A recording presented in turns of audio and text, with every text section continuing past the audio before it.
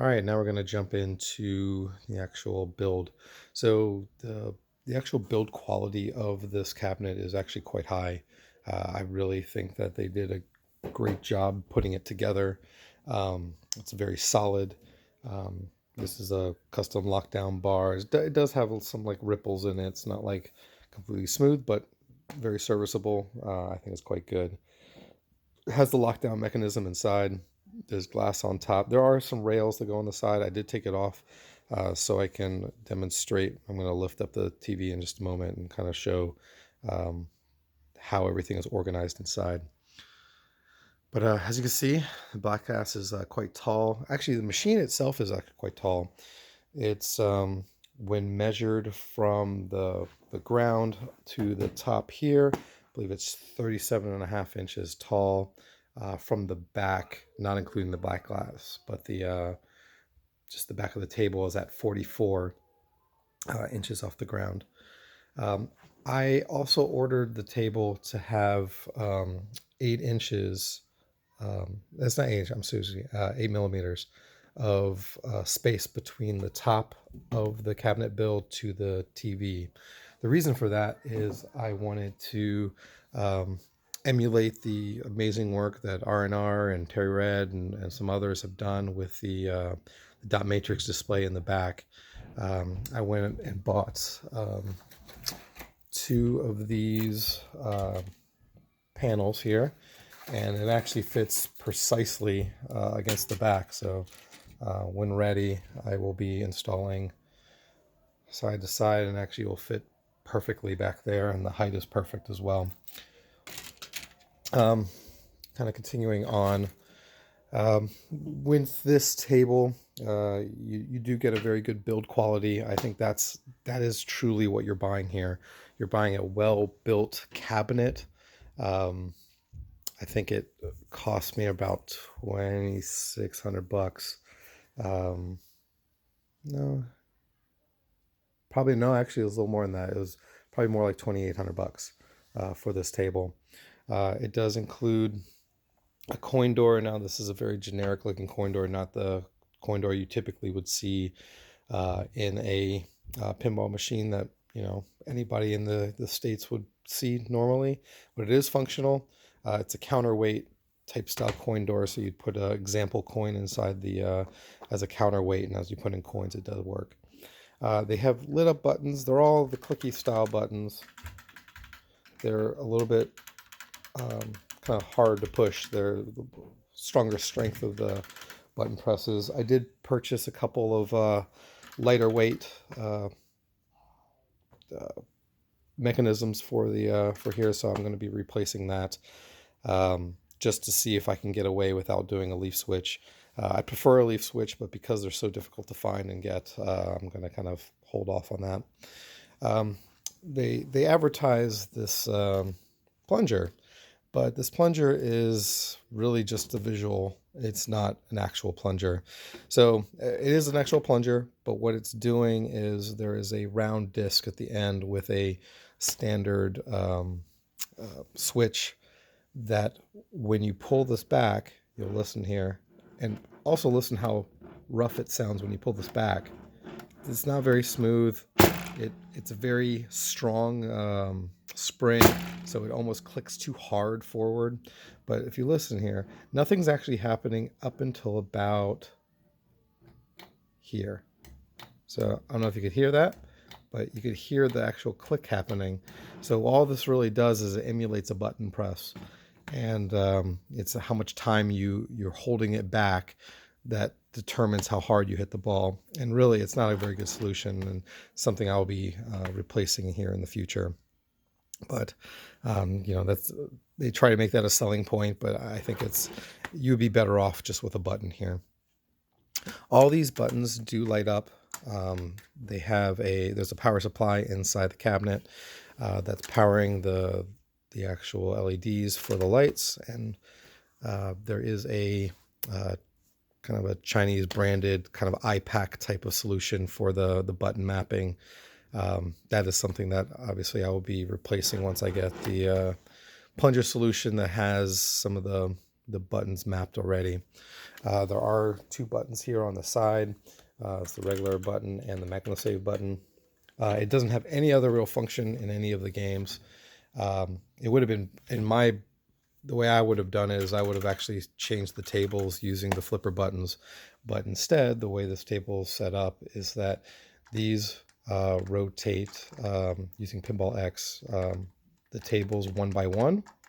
And then clicking the red ones will go by letter. So if you're on the A's and you want to get the B's, you would click on the next button to get to B, and back if you wanted to go back to A. Then you would be able to sort through the buttons, through the actual tables. This table does, they ship it with 18, I think it's 1,800 tables, or maybe it's 18. Yeah, I think it's 1,800. But really what you're getting is a lot of the, multiple copies of Pinball VPX9, VPX10, maybe even some VPX8s, some other night mods, day mods. You're getting a lot of that stuff with this table. And on top of that, everything is encrypted. So they're basically selling this as like, hey, I'm selling you this pinball table with these tables included, but you're not able to modify anything about this table once you receive it. So that is actually the biggest shock when I purchased this table and got it in my home to set it up. What you're really getting is what you see is what you get. There's no changes to the tables. There's no additional tables. So all this great work that the community continues to build, you're not going to get that here. You're not going to be able to see or do anything with that. So I'll talk about that a little bit more as we continue in the video. So I'm going to go right here to the back. It's already open here, but like I said, it's a very good build quality. Locking mechanisms, two exhaust fans, one exhaust fan for the top. There's this master switch, and they do a good job of, and I don't know all the things that they would need to do to make this happen, but you flip the switch and everything turns on, so you're not having to mess around with remotes or anything else. So I'm going to flip it on and kind of show you guys the boot up sequence and what happens. In addition to them locking things down and not being able to change the tables, they've basically not allowed you to do anything with the operating system. I've hooked up a keyboard to it. I've tried to get out to the menus to change anything, any settings at all, and they have set it up to where one, the account is locked. They're not going to give you the password for it for Windows. You're not going to be able to adjust any of the settings at all. They have this customized please wait screen right when Windows starts. Again, it's nice if all you're doing is like, hey, I just want to buy this thing, throw it down in my basement, so whenever buddies come over, we can play some pinball. This might actually be okay. It's a fairly inexpensive comparatively to other solutions you can get, but you're getting what you pay for here. Other than the build quality being excellent, the computer inside is a very low-powered computer. I believe it's like a Celeron processor. It's not even labeled as Celeron, but it's of that kind of class of processor. It's an Intel chip. You're getting I believe it's a GTX 680 or 670, I believe it is. And you can definitely tell that in order for that to happen, they put all the settings down to the lowest possible settings that can possibly happen. So I'm sorry, there was 1,080 tables.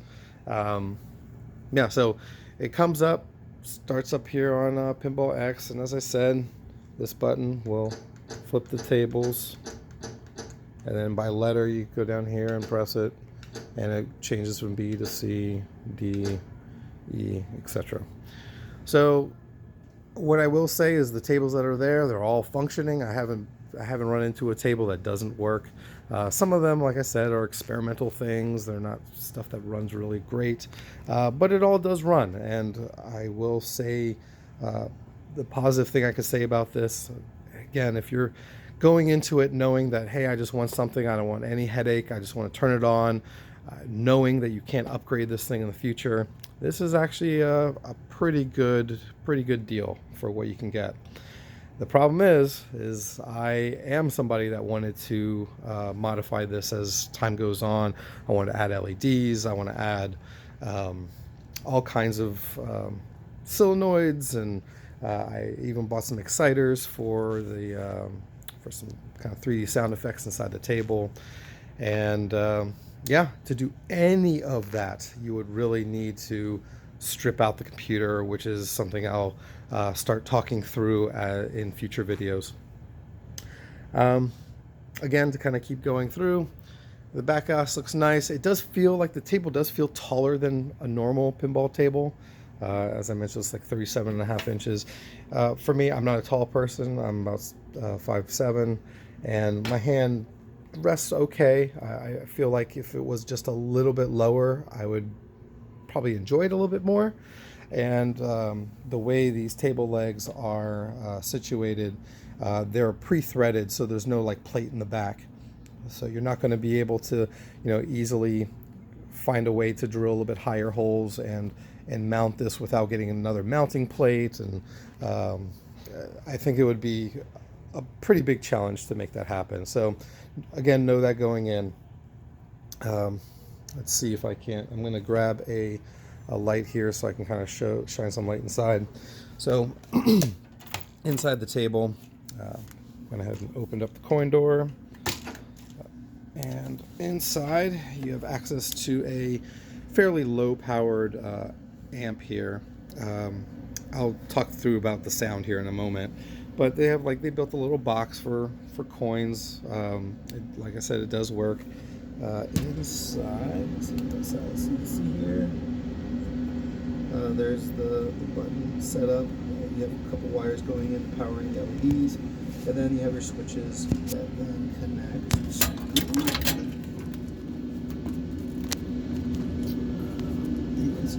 I'll have to show that in another clip here.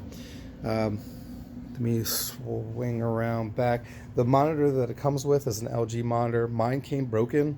I had a lot of back and forth with the company. First, I thought it might have been logistics. Logistics wouldn't pay for it. Had to talk to the company, and eventually came to some kind of agreement. It's not exactly what I was looking for it to be, but whatever. I went out and bought a new LG TV to replace the one that came with it. So again, I'm going to swing around back here. Let me open this up.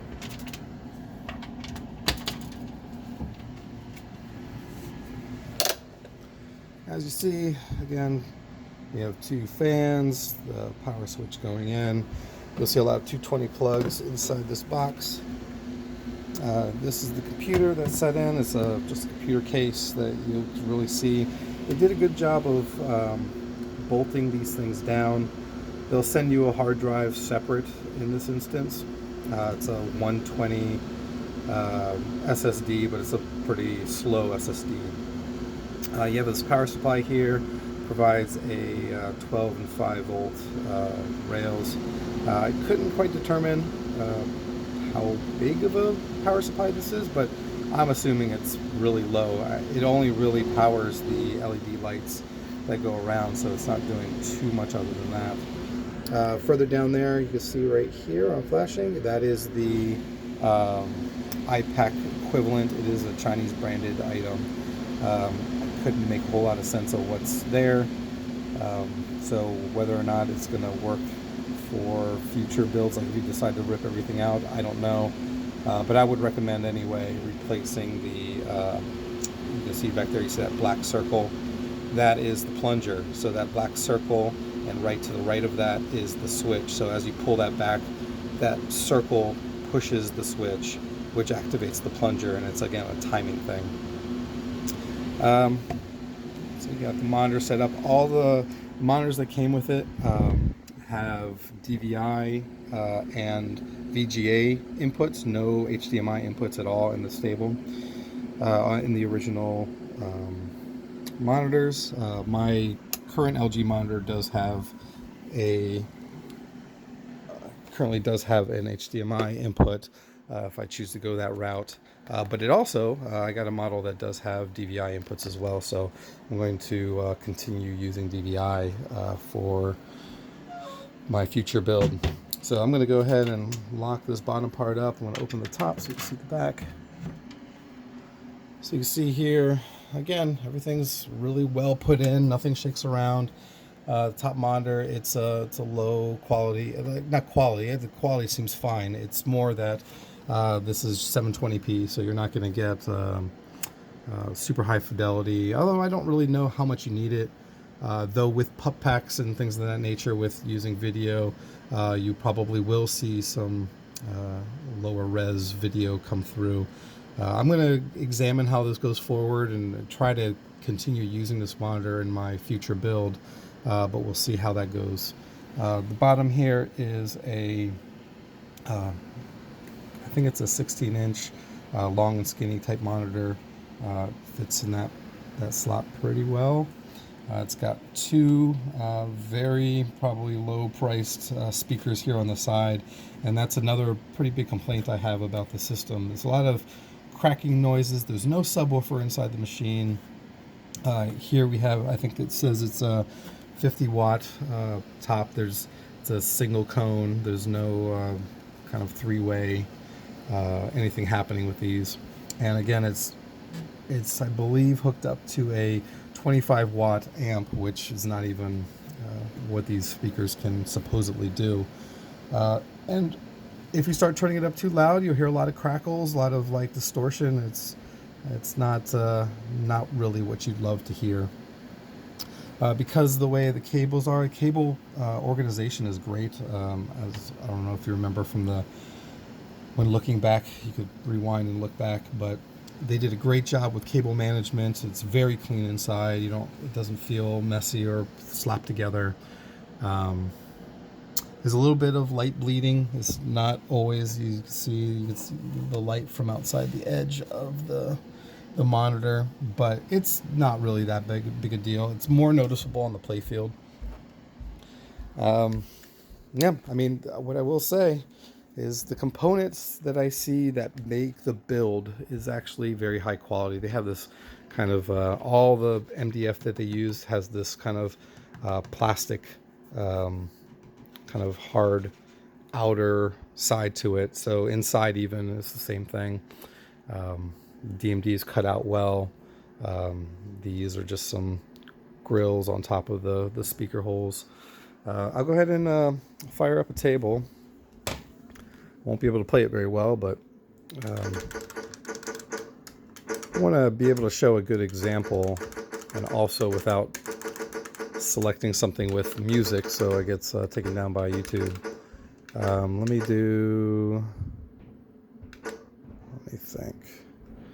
Yeah, I would love to show these AC/DC ones because it kind of shows you how the low quality graphics really come through with this lower powered computer. But kind of just take my word for it. We could do the 7 Stanley one. Here the speakers are it's almost all treble. You're not getting a lot of bassy sounds anywhere in this table. But loaded up pretty quick. It does seem fine off the back. You have your back glass fully animated, doing its thing, DMD working. And as I mentioned, I'm not saying that this is a totally bad solution because it's not terrible. White button here is credits.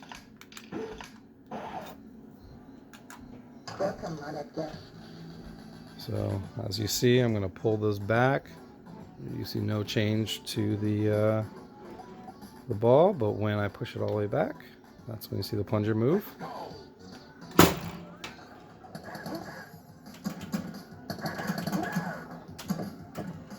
And you can see there's quite a bit of delay between button press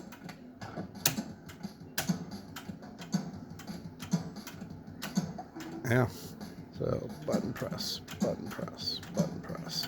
So there is a little bit of a delay, but you get used to it. This is something I plan on solving with redoing everything, but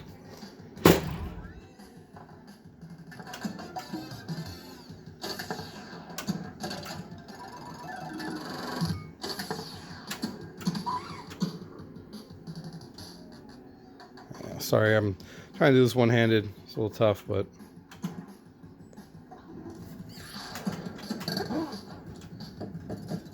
well. Anyways, you can see the table does run fairly well. You do get a little bit of hiccups, especially when you get to a multi-ball. You'll notice like a stutter that happens from time to time. Generally speaking, it doesn't happen too much, but you know, when the action does get heavier and those lights are flashing everywhere, you will see some slowdown happen here and there. So anyways, I think that's a fairly good overview. One of the things I will mention before I stop here is you can do some very simple things to make this like a little bit better, especially when it comes with sound. I went and bought some Logitech speakers off of eBay, off of Craigslist. Some, I think it's 313s. They're very small. They're 25 watt. It's got a little teeny sub with it, but just adding that creates so much more richness because you have some kind of subwoofer inside. You can just add that. You can daisy chain it into the existing connection with the speakers, and it does add a lot to the sound. You know, am I happy with the purchase? You know, I'd say yes, because I think that for me to have the time to build this this table myself would have taken me time that I just don't have. Could you buy a kit instead and put that together from here in the States? Yeah, I think you could. This is the way I look at this is this cost $2,800, and what you're buying here is couple. You got a 1080 monitor as long as it worked. You have a 720p monitor in the back. You have this kind of proprietary longer monitor for the DMD, which I think was pretty good. A great build quality. If they put on the correct stickers, that would have made me much happier. I didn't. You know, custom lockdown bar, the LED lights, those are all fine and good. So that's what you're buying for that price. What I personally plan on doing with this table is I'm planning on ripping out the computer. I already purchased, there's wonderful forums out there where you can learn about, you know, good baselines for 4K productions. So I went out and bought myself a AMD 1600. I got it on sale through Micro Center. Processor, it's 5 processor. Went and bought myself one of the new 1660 Ti's, which is the equivalent of roughly a 1070, which should drive 4K stuff perfectly. I probably went a little bit overboard with the hard drive. I bought a 1 terabyte Evo Samsung drive, and yeah, like I showed before, I've got a ton of these LEDs. I have LED strips that I plan on running along the sides of the table. Yeah, it's okay. You could have probably avoided a lot of the hassle by just, you know, either building this kind of thing yourself, or just buying a kit, just buying a wood kit, putting it together. Probably be much happier down the line. So I probably wouldn't recommend somebody going through the hassle, especially if you're looking to customize this at all. Because if you do, you're going to have to swap out the PC. I mean, that is a given. If you are going to be okay with, you know, hey, I just want to purchase this thing one time, whatever's on there, it's great. Then I think, yeah, this is actually a good package. It's a disrespectful package because it does come with all these tables that, you know, people spend their time and efforts to put together. It's not the reason I bought it. In fact, I was expecting nothing really with the computer as it is. I was planning on putting my own computer when I bought this. I was kind of hoping that not everything was proprietary in it, but again, that's kind of the reality of it. So I spent tons of time on various forums, getting the tables myself, the back glasses myself. I feel like I have a pretty good handle. It's not the 1080 tables, but I don't need that. I mean, who on earth has time to play 1080 tables? Nobody. So I've got the tables that actually are interests of me, and I plan on putting this together myself, kind of stripping this all out. I'll be having future videos uploaded on this channel to show my progress through that. The company did say they would be sending me new stickers for the sides. Yeah, they wanted me to send back the old broken monitor, which I don't mind, but I won't be doing that until I get my replacement stickers and all that, just to make sure everything is kind of closed up with the claim that I put in. So anyways, that's the kind of a quick review uh, or long review of this table, and hopefully it's helpful to anybody out there looking for something similar. Thanks.